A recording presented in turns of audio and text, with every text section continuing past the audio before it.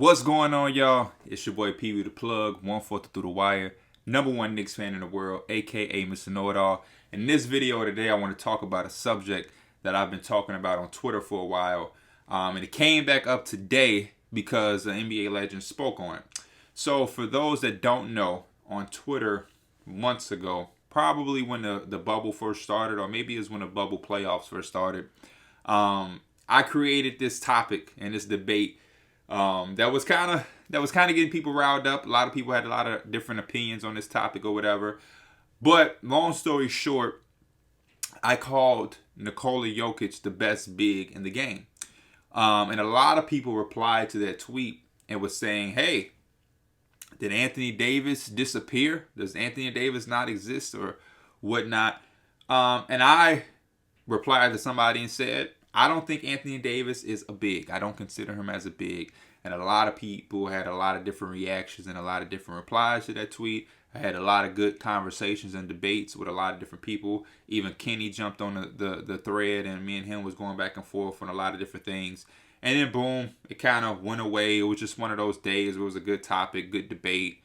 Bada boom, bada bam. Some people disagreed. Some people agreed. And we just left it as that. But as of yesterday, a tweet or a quote from Shaquille O'Neal, Shaq, came out, and Shaq basically said in so many words that he doesn't like when people refer to Anthony Davis or other power forwards as bigs because there's a big difference. And a lot of people replied to this tweet and mentioned me. Even saw some people mentioning Kenny because they were referring to when me and him had a debate.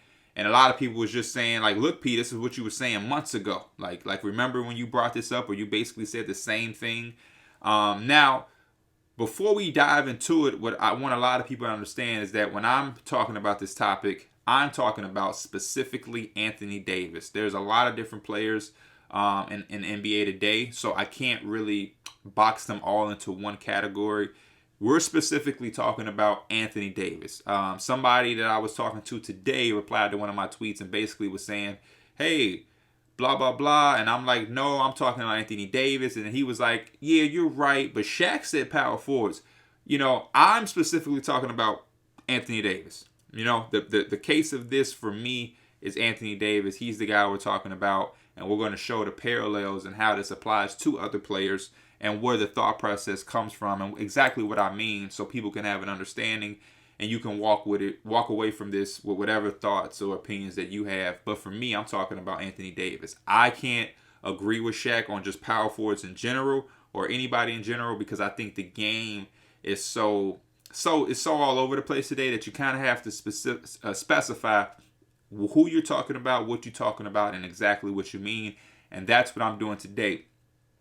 This is going to be about Anthony Davis and why he's not a big. But the main thing I want you guys to take from this video is just how to read basketball, how to identify what is what, who is who, and what they do. And hopefully it can help you as a basketball fan determine whatever it is that you're trying to determine. The case of this, though, is essentially Anthony Davis is not a big and why he's not a big to me.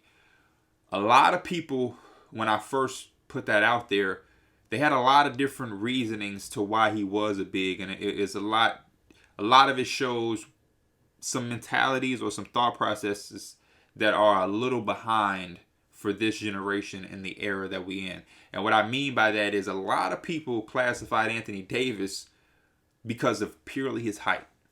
And I think in today's game and in this generation and where we are and how far we've come as a sport of basketball, that mentality and that way of thinking, we're kind of past that.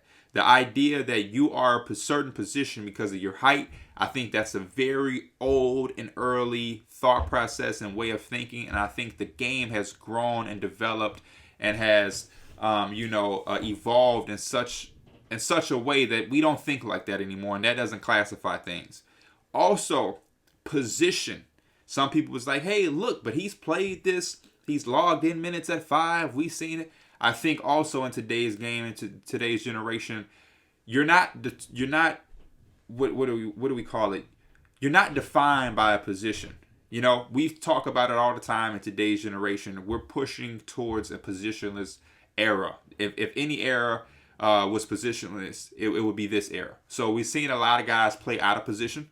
We're seeing a lot of guys play multiple positions. So I think it's hard for a player to be determined and identified by the position who they play. And I say all of that to basically say how I guide what a guy is determined off of his game. That's why, to me, Anthony Davis is a unicorn and a hybrid. He's kind of he's a very selective guy. Like he's like damn near a one of one. There's not a lot of guys that do what he does first and foremost. But the reason I don't consider him a big is solely based off his game. And that's how I determine every player and what they are and who they are and what they do. It's based off their game. I don't classify point guards because they're all 6'3" and under. I don't classify a big man because he's 6'10".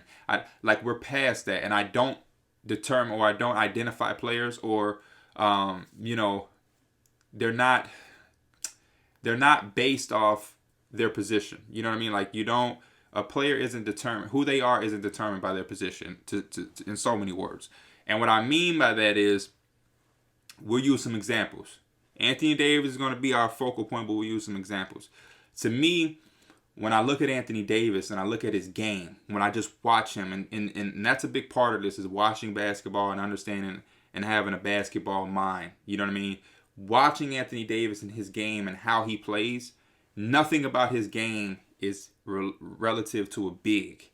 Yes, he's big as far as his height and his size, but how he actually maneuvers and where he's comfortable at on the floor and where he's comfortable playing at shows you that it's more away from the whole big thing.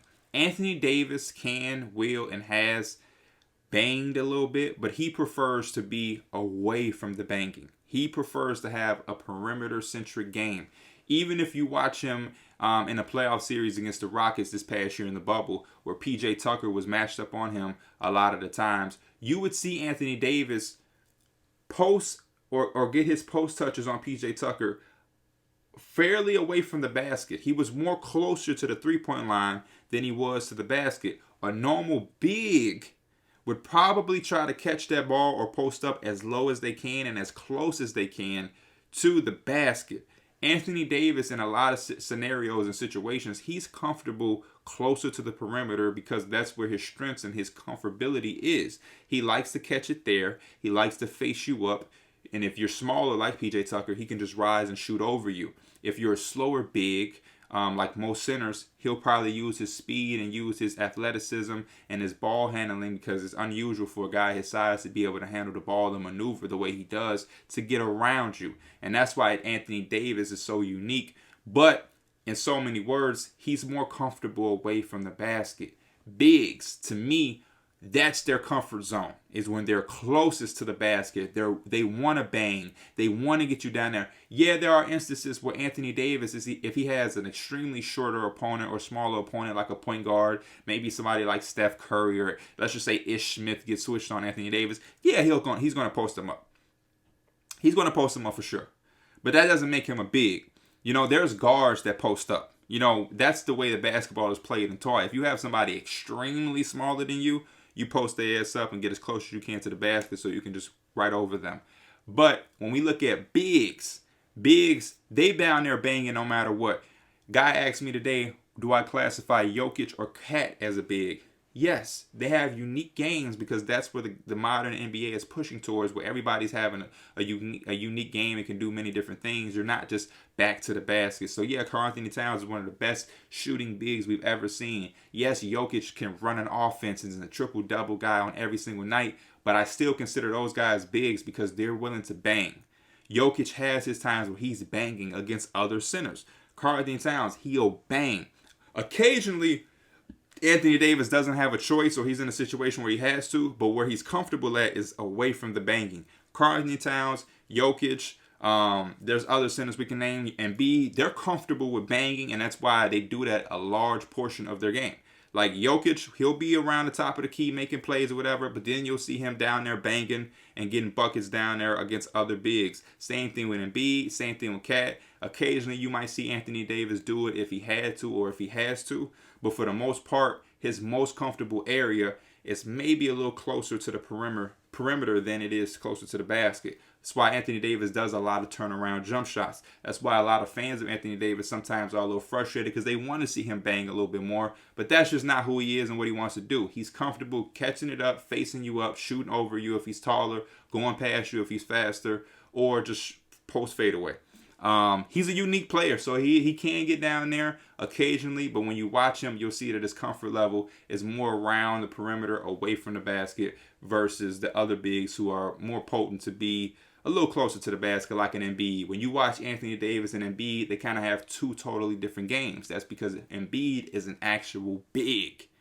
Even though he can shoot a perimeter shot occasionally, he's an actual big who likes to be down there, who likes to post up, who likes the physicality, who wants to be as close to the basket as he can be. You know what I mean? And he's a unique player too, because occasionally he'll face you up, but for the most part, he's down there banging, getting dirty, and that's what he's looking to do.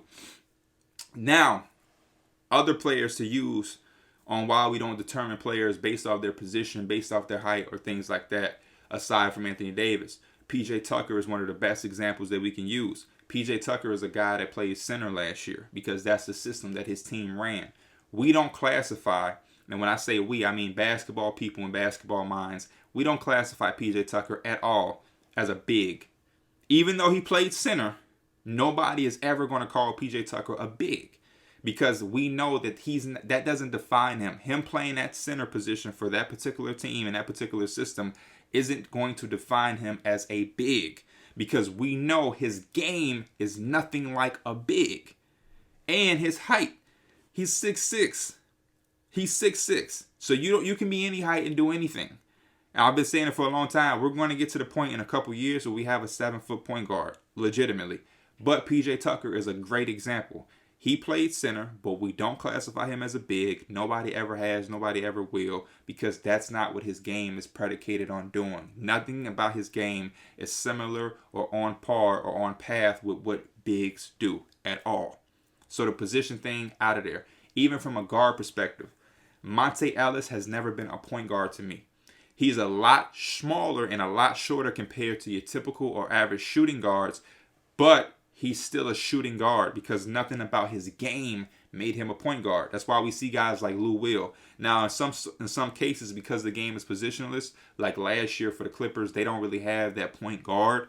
Lou Will handle the ball or bring it up, but we know he's not a point guard. He's a shooting guard. He comes in the game to get buckets. He's a microwave. That's why he's won 6 Man of the Year a couple times in his career, because that's what he does. He's a shooting guard. Even though he's 6'1", which is more so a point guard's height in the traditional form, he's still a shooting guard.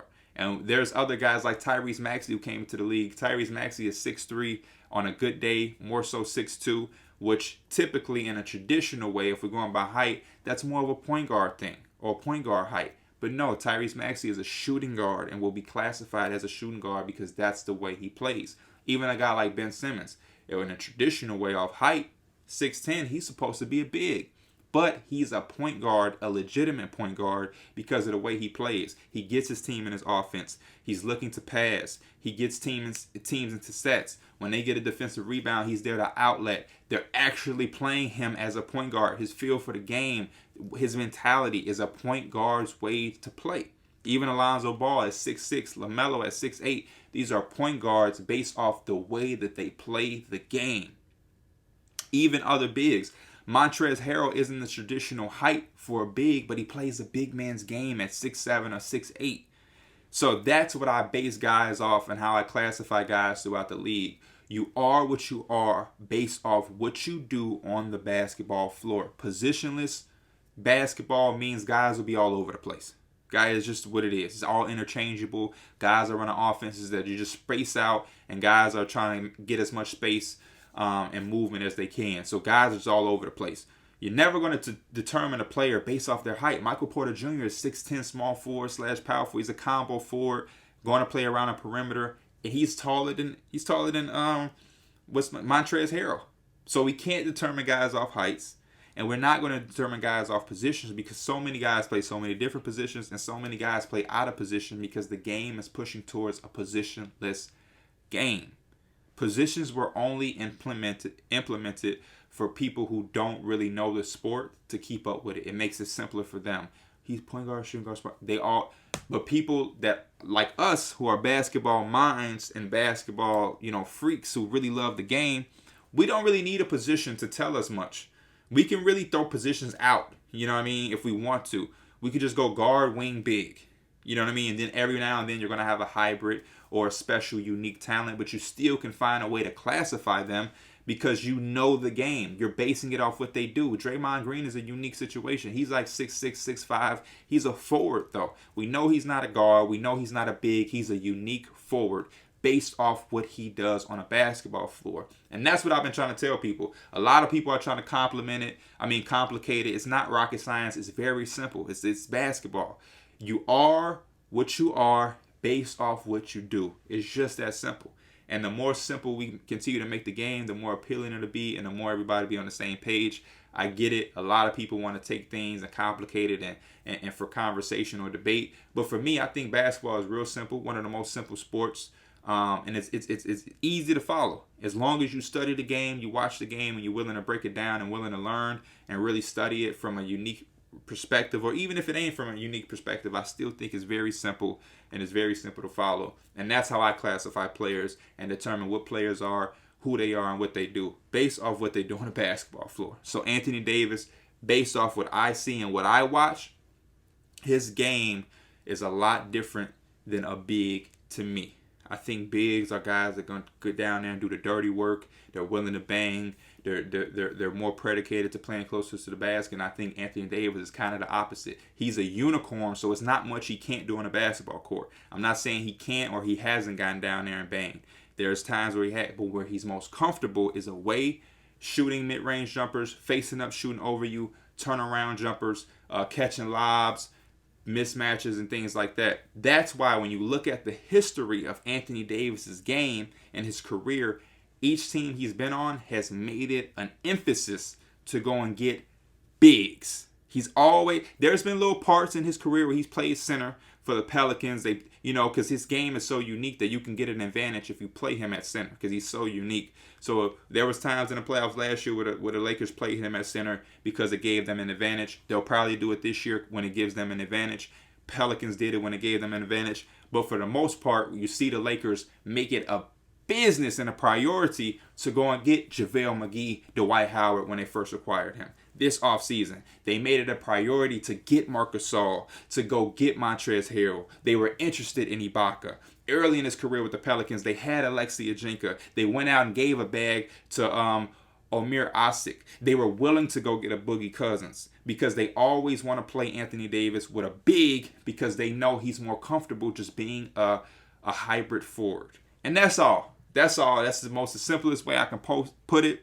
I hope this video clarifies everything or any confusion to my people that really want to know what's going on, that's really trying to figure it out or had any questions or anything that they were confused about. I hope it just irons everything out. I hope this was simple for y'all to understand. And hopefully we can have more debates and more conversations like this to clear everything up and get everybody on one page so everybody can enjoy the game and really see it for what it is. It's not rocket science. It's not one of the tougher sports to keep up with or understand. It's very, very simple. As always, I appreciate y'all tuning in and being a part of it. It's your boy Pee Wee the Plug. Leave a like, leave a comment, let me know some feedback, and I'm out.